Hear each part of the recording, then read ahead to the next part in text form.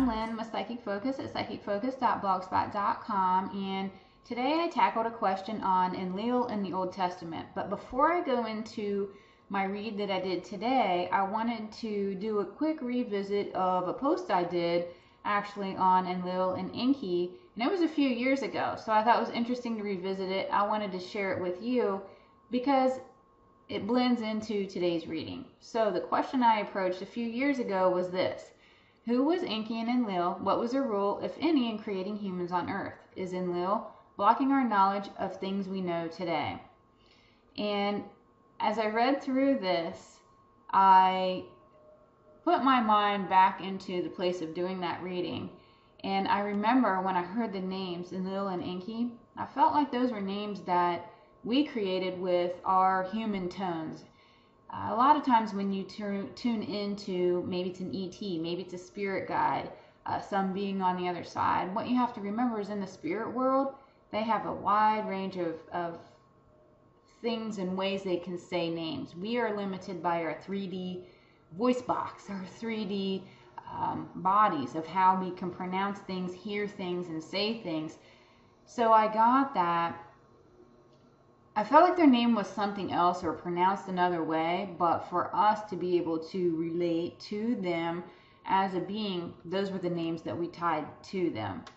And then I remember feeling and thinking that I didn't see that they created humans, but they were definitely connected on a conscious level. And in some ways, it was almost like they could telepathically communicate, where they had that higher spiritual component to them. And it looks like humans were already here on Earth when Enlil and Enki came here to Earth, and they laid claim to portions of it. And the way that I saw it symbolically when I originally did the reading was, it's kind of like how Columbus came to America and he plotted out different land areas that he laid claim to. It wasn't even necessarily that it was owned by him or deserved by him, but because he explored and it didn't feel or look to be inhabited, he just kind of laid claim to it. It was just his own, I guess, proclamation of ownership. And I got that Enlil and Enki, they were like that too when they came here. And so it looks like the way that they balanced this out was Enki ruled over land and water, and Enlil, he ruled over the atmosphere, more like the wind, the wind and things that would have to do with the sky. So that was the balance that they had, and it looked like that actually worked out for a while. But then something happened that created an imbalance in that. You know, it's almost like people they get this control and everything can work in harmony, but as people, even as beings, it's almost like there has to be a little bit of struggle. Someone wants to get a little more power. Someone wants to be respected more. Someone wants a little more influence. So there started to be this division back and forth between the two of them. And it looked like when that happened, they created these natural disasters. You had one creating storms. You had another one creating earthquakes and creating volcanoes, because you had this battle between, it was like the atmosphere, and then you had a battle between the land and the water. So you had all of these things going on. And the goal was to basically reset Earth. You know, one of the gods, they wanted to totally wipe out Earth, totally destroy it and start all over again. They felt like humans were destroying things. They felt like Earth was on a wrong path. And he wanted to wipe that out and reset the balance. Well, Enki wanted to save people, save Earth, try to help them ascend, help their consciousness rise, and have things be better and move forward, not start all over. And so this battle went back and forth, and a lot of people were killed, a lot of natural resources were destroyed. And then I saw what looked like a god come down from Orion's belt. I really felt like it was Zeus. And the thing was, this battle, even though it was going on Earth and it was between these two brothers, it was really upsetting to everybody else because Earth was viewed as a safe haven. It was a pit stop for a lot of ETs or gods or whatever name you want to tie to them. And so it looks like Zeus came in and basically said, this isn't going to happen, and ended up banishing both of them from Earth for, this destruction and what was happening. And so after the retreat and after Enki and Enlil were forced away from Earth, balance in life started to resume. It started to become repopulated, but they had a lot that they had to make up for because of all this devastation that occurred. And then as part of that reading, they wanted to know, and this was a few years ago, is Enlil blocking our knowledge of the things that we know today? And I did get that Enlil is doing it, but I wanted to know why. And I remember thinking, why did this happen? Why did it have to be that way?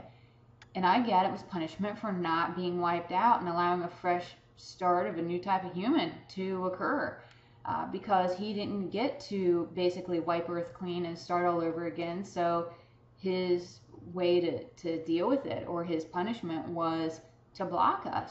And it wasn't that we couldn't ascend, it wasn't that we couldn't raise our consciousness, but he made it very difficult by the environment and just the energy around Earth and what Earth is about right now. So that was kind of a brief reading on what I had done a while ago, and I have a link to that at the bottom of this current reading. But the most recent question that was asked to me was, it says, this is a hot button here, is Enlil the real Old Testament God? And does that make the followers of that collection of the chapters the tools of Enlil, who allegedly hates humanity and no doubt pissed that some survived the flood? That didn't work, so let's try again by trying to incite everyone to kill each other off. This could explain a lot of our history, though I don't think it's a good thing in the karmic scheme of things to have been chosen by the likes of Enlil. Not that I like Enki any better. And this person was reviewing the Epic of Gilgamesh, and again, it's older than the Bible. So they were trying to understand the similarities. That's why I wanted to revisit my old reading. So after I tuned into this, and I was flashing back to parts of my old reading, which I already outlined below and went over with you, I did get that Enlil and Enki were both beings that were described as gods in the Old Testament. Now, I haven't read the Epic of Gilgamesh, but I felt like somewhere within that story, there's either two opposing brothers, two opposing gods, you have someone in control, someone's trying to get control.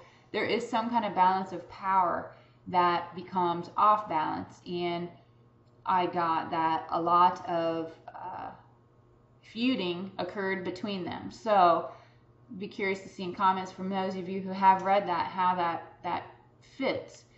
And I did get that the battle that was described between them was the second major battle that shaped the existence of people, even what Earth looks like now. Way back when I got, and this was when humans were very first created, because Enki and Enlil, they didn't come to Earth until much after the fact of human creation. So what I saw was, back when humans were pretty new to Earth, pretty new to all of this, there was a battle, and it was between ETs that had a cat humanoid shape and ETs that had a dog humanoid existence. There was a huge battle between the two of them. And when that happened, they both were banished from Earth, from destroying Earth, from causing problems, from everything else. There was a reptilian version of ET also. They were forced underground, and they were left pretty much residing over humans, keeping them safe, keeping them protected. They weren't the reptilian how you hear them in current times, at least then. So I got that. What happened was, when this thing happened with Enlil and Enki, when they had the battle and Zeus banished them from Earth, the reptilians were still underground. They had been underground for hundreds of years. But when Enlil left, kind of his last thing was allowing them to come to the surface and basically saying, you can rule over these people, you can force your power, you can force your influence as long as you have permission to do so. It was up to the reptilians to decide, how do you do that? The best way that they approached it was they put the truth in plain sight. And as long as humans don't object to that truth in plain sight, it's like implied permission. And they use that, and that's what they've used to enforce their will and enforce their manipulation and power and influence and everything else. He also, Enlil, since he wanted to purge the earth and that wasn't allowed, this was the way of punishing it. It created this consciousness loop, because not only are the reptilians controlling, manipulating, and influencing, because of that vibration, it prevents consciousness from rising. It's not impossible, it just makes it really hard. And what was so interesting about this reading is up until now, I always understood reptilians, yes, they got control. I always saw the battles and other ETs being banished from Earth. I always saw that the truth was in plain sight, and that's how the reptilians got permission to be able to do all this control and manipulation over us. But I never understood the sequence of events of how all this played out. So what was really cool about this reading is it allowed me to see the time frame and the evolution of how all of this worked. So having said all that, that's really all I have. I know it was a lot. It can be pretty complicated and confusing. I know in my mind it was a lot to take in. I hope I verbalized it and wrote it out in a way that at least you can understand a story of how all of this happened. Please feel free to leave a comment, share your thoughts, like me, pass me on. All those great things, they help me out a lot. So again, I want to thank you for your time. I'm Lynn with Psychic Focus at psychicfocus.blogspot.com.